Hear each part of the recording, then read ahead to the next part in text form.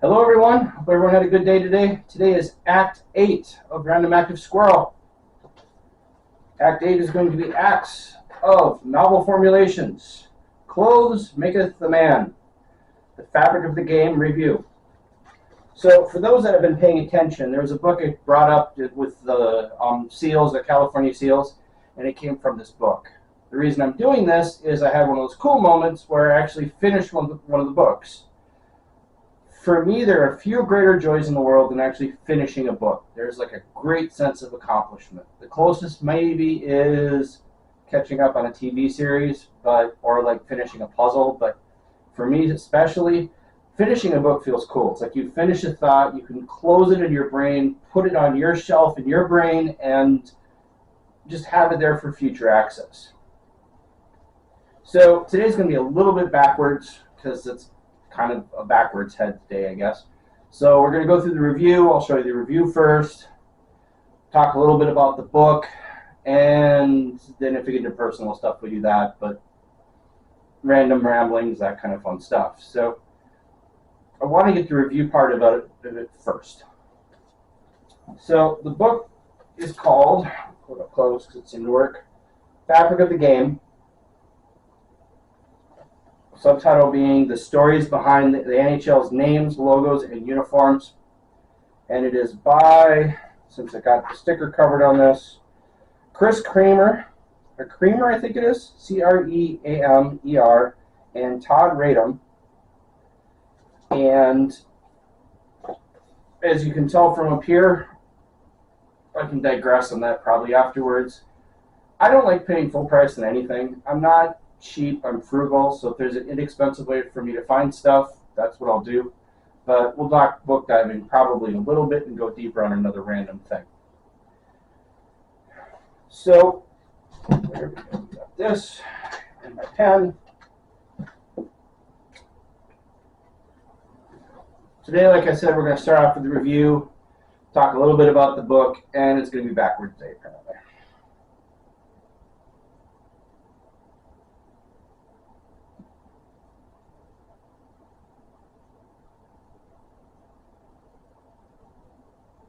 So, first of all, what I liked about the book.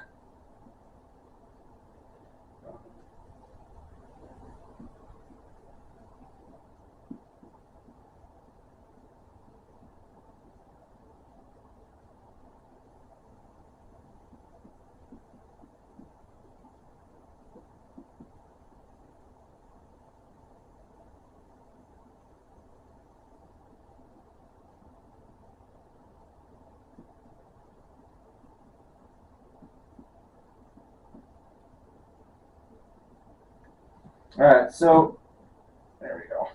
First thing, I love the concept that you're driving the whole talking about the sport by way of the sweaters. So in hockey, they're called sweaters.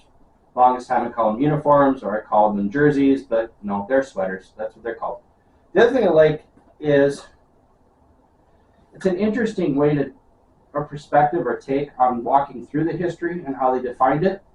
So they were able to kind of take every city and give it its due recognition. So even the ones that didn't really need to be mentioned, there's a lot of teams that were one and dones, especially like really early pioneer teams that probably nobody cares about. But it was kind of cool to see them show the uniforms, show where they fit in the history. A lot of those teams actually won Stanley Cups, things like that. They just don't exist anymore. What I didn't like.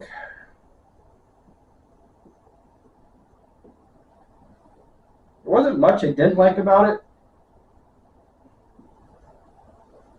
So,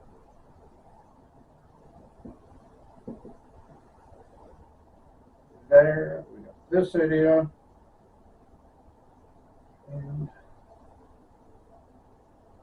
And whatever, we'll go with just the one. Big thing I didn't like about it is I wish I had more pictures of the uniforms, especially in the teams that changed them a lot more. Just because you would talk about the colors and you can only describe the colors so well, sometimes it's better to see a picture. He had some pages where we went through the evolution of the logo and it was drawn through. I thought that was really helpful. I really liked that part of it. And as far as rating goes,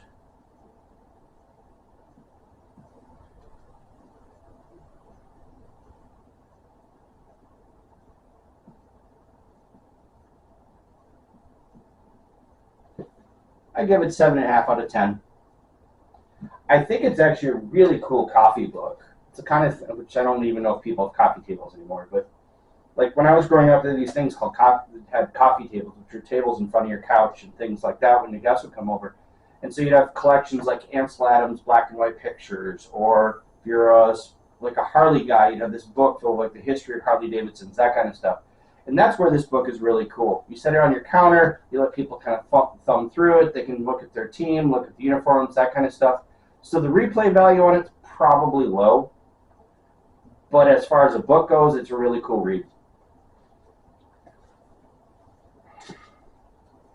What I like about it is where they tie it up here, so I'm going to read, so I don't know if you're old enough to be read to or too old to be read to, you're going to be read to for a bit.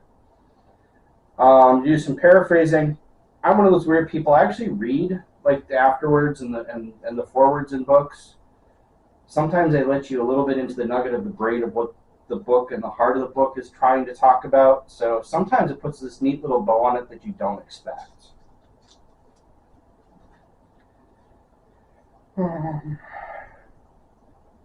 Your authors met up in Toronto in October 2017 to research what would become fabric of the game. In the spirit of conducting said research, we attended a game at Air Canada Centre between the Toronto Maple Leafs and the Detroit Red Wings. The home team won, of course. This made Chris very happy. But we also witnessed a uniform matchup of the ages, one that really could have taken place in 1938, 1950, or 1964. The Maple Leafs, garbed in blue and white, faced against the Wings, clad in red and white. In other words, this contract featured two teams who sported a combined total of two colors. This aesthetically pleasing, timeless combination of uniforms stands in stark contrast to the looks of other teams we have discussed in preceding pages. We can all debate the merits of the Mighty Ducks of Anaheim's oh-so-5 colors or logo, but it definitely speaks to a moment in time. There are plenty of examples of teams that opted to make a clean visual break from their respective past. Think the Stars, Panthers, or Kings. But a remarkable number of teams made changes, lived with them for a while, pivoted back to their roots. As a society, he jumps down here, we have a habit of romanticizing the past. The memories of our youth and older relatives who share with us their own, will often gloss over much of the hardships or troubles, focusing on the better times. Of course, there will always be plenty of problems in years gone by. Time heals all wounds, they say. But reflection can allow a momentary escape from which feels like an infinite present, which hardship can be dominating. A throwback uniform can present such similar feelings. That's what I kind of liked about this book, is it allowed you to enjoy, despite the chaos in some of these bad teams and the horrible uniform choices, or maybe the brilliant uniform choices, to really feel the nostalgia of every team. Every group in the book, in this review here, had a section it went into. We'll just go Anaheim Ducks because it's the front. So it talked, first of all, let's see. So first it talks about the team. It gives a small history. Then it goes into how it got its name, which is here. So it goes in the name. And then it goes into the look.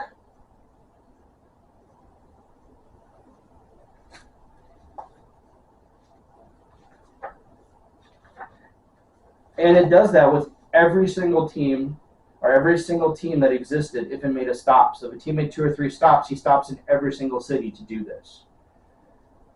And it's kind of cool to see the evolution of colors, what's cool in an era, what was not cool, how styles changed, that sort of thing.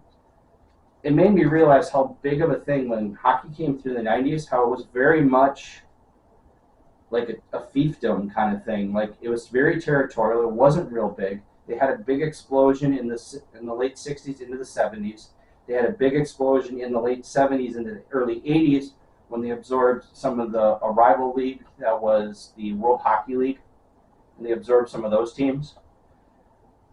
And then in the 90s, they added another 6 teams, and it completely changed the structure of the whole division of everything in hockey. They had a whole bunch of teams in the Southwest. That's where you got all of your Carolinas and Floridas and all of those, and St. Petersburg, all of those teams.